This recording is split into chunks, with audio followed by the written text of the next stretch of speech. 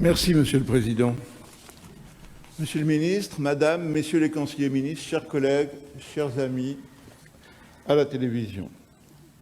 Pour ne pas laisser bouillir le suspense, je vous le dis tout de suite, je voterai en faveur de ce projet de loi. Il s'agit d'une grande avancée économique et sociale.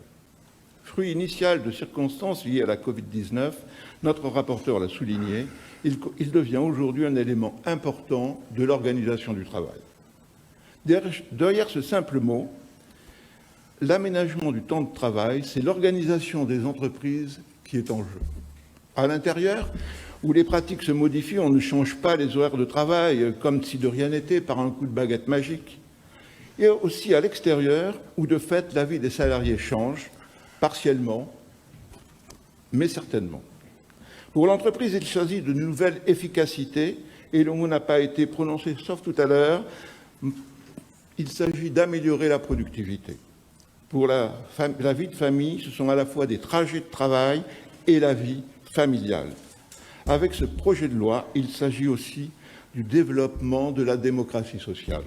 À ce propos, je souhaite faire 2 commentaires. Plus elle grandit, plus elle devient forte, la démocratie sociale vise à éclairer les masses populaires pour leur permettre de prendre en main leur destin. Rassurez-vous, je ne fais pas mien les propos de Rosa Luxembourg. Vous le savez, même si certains en doutent, je ne suis pas un révolutionnaire. D'ailleurs, je préfère la formule d'Albert Camus. La démocratie, ce n'est pas la loi de la majorité, mais la protection de la minorité. Dans ce projet de loi, des garde-fous sont prévus pour les salariés, notamment le vote à bulletin secret, une nécessaire majorité pour donner vie à l'accord d'entreprise. Les heures effectuées au-delà de 35 heures sont rémunérées à 10%. Toutefois, juste pour faire une remarque de principe, le délégué du personnel voit ses missions confortées. Il est précisé que ce dernier présente des réclamations soit individuelles, soit collectives, il n'y a pas de doute là-dessus. Le délégué syndical, quant à lui, a pour mission de développer des revendications pour améliorer le droit des salariés. Réclamations, revendications, non, je ne fais pas de sophisme. Le délégué du personnel réclame pour les salariés concernés par l'organisation du temps de travail et peut-être pour tous. Le délégué syndical, lui, apporte une vision de revendication globale.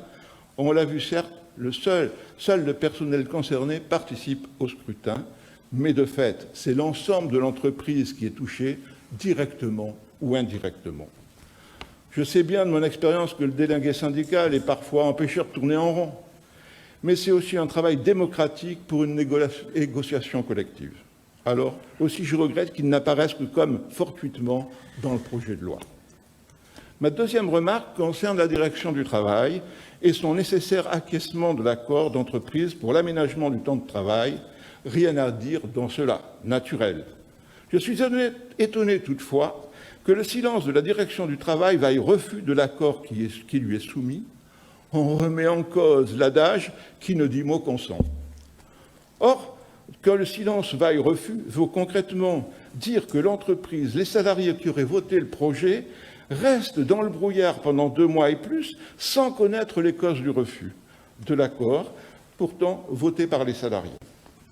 Or, j'ai dit ici avant combien un tel accord entraînait des transformations pour l'entreprise et pour les salariés.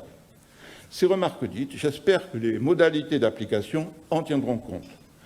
Je confirme donc que je vote en faveur de ce projet car il apporte un plus économique et social aux entreprises et aux salariés et même au pays. Je vous remercie.